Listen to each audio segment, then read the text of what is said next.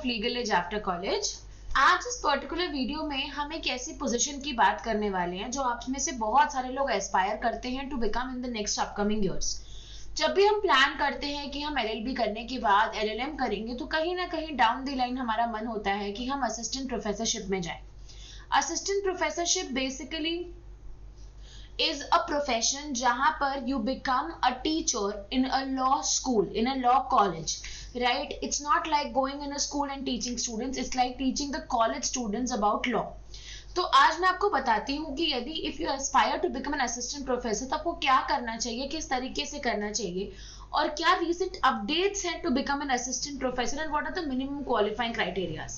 सबसे पहले हम बात करते हैं minimum qualifying criteria की। या तो आपका 3 ईयर एलएलबी होना चाहिए या फिर आपका 5 ईयर इंटीग्रेटेड एलएलबी कोर्स होना चाहिए, BBA LLB, BCom LLB, BA LLB, anything can be there. Then you require LLM in any specialization, कोई भी स्पेशलाइजेशन हो सकता है, constitution, criminal, IPR etcetera. Then the foremost requirement is qualifying UGC NET और SET. या तो आप UGC net qualified हैं या फिर आप सेट क्वालिफाइड है स्टेट में। यदि आप सेट क्वालिफाई करते हो तो अपने जिस स्टेट का सेट क्वालिफाई किया है वहीं एलिजिबल होगे। यूजीसी नेट आपको नेशनल रिकॉग्निशन देता है। If you are a NET then you can go and teach in any college and trust me, NET is not a feather added to your cap, rather it's a minimum qualification to become an assistant professor in a college. यदि आपको किसी college में assistant professor बनना है तो आपकी जो minimum qualification है that includes qualifying net, that is UGC net. JRF is not the minimum qualification, but UGC net is the minimum qualification to become an assistant professor.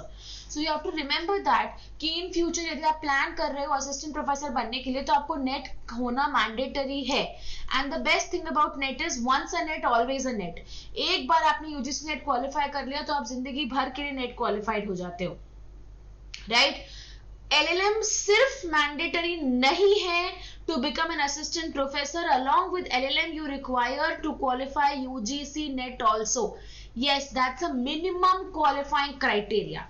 Then अभी हम 2 साल से एक बहुत बड़ा न्यूज सुन रहे थे, क्या PhD एक मैंडेट है असिस्टेंट प्रोफेसर बनने के लिए? रिसेंटली कल ही यूजीसी ने ये क्लैरिफाई किया है that PhD is no more a mandate to work as an assistant professor in law. The only mandate and the minimum qualifying criteria to work as an assistant professor in law is basically qualifying UGC net or set.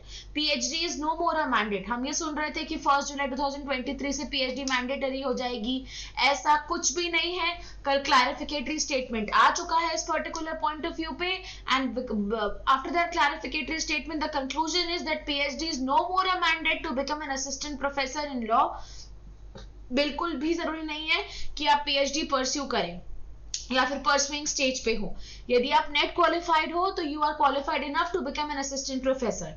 अब एक बहुत simple सा question हमारे दिमाग में हमेशा रहता है कि यार हमारी स्टार्टिंग सैलरी क्या होगी। यदि हम फ्यूचर प्रोस्पेक्ट्स की बात करें, यदि आप नेट क्वालिफाई कर लेते हो तो एक फ्रेशर को somewhere between 40 to 60,000 per month का CTC मिलता है इस पर्टिकुलर जॉब में।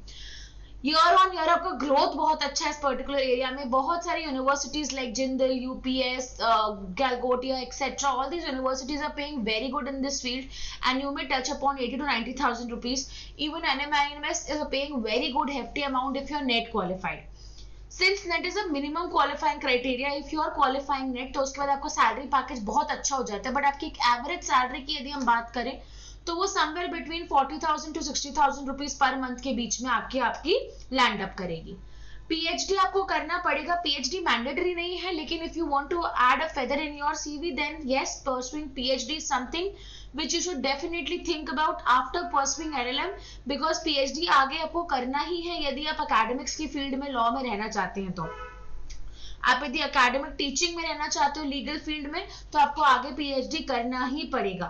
ईयर ऑन ईयर ग्रोथ बहुत अच्छा है। एज अ फ्रेशर आप मार्केट में एंटर करते हो, लेकिन उसके बाद जो आपको ईयर ऑन ईयर ग्रोथ है इस फील्ड में वो बहुत अच्छा है। इंक्रीमेंट्स बहुत अच्छे हैं, फ्यूचर प्रोस्पेक्ट्स बहुत अच्छे हैं when it comes to assistant professorship, right?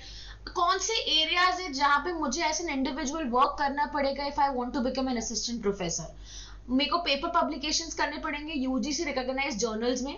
I have to attend as many as seminars I am doing, workshops, faculty development programs.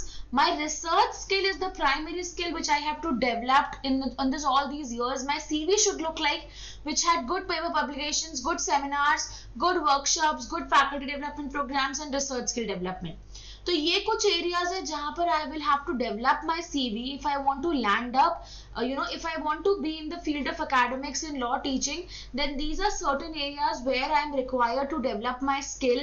I am required to develop my CV in this particular areas. Assistant professor की jobs कहाँ notify होती है? क्या कोई portal है जहाँ पे ये जॉब्स मुझे मिल सकती हैं? फैकल्टी टेक सबसे फेमस पोर्टल है जहां पर आप वैकेंसीज ढूंढ सकते हो. naukri.com, LinkedIn, other websites, other HR websites, these are the areas. Faculty tech में जाकर आप जैसे ही लॉ सिलेक्ट करोगे आपको ऑलमोस्ट सारी रीसेंट वैकेंसीज वहां पर मिल जाएंगी.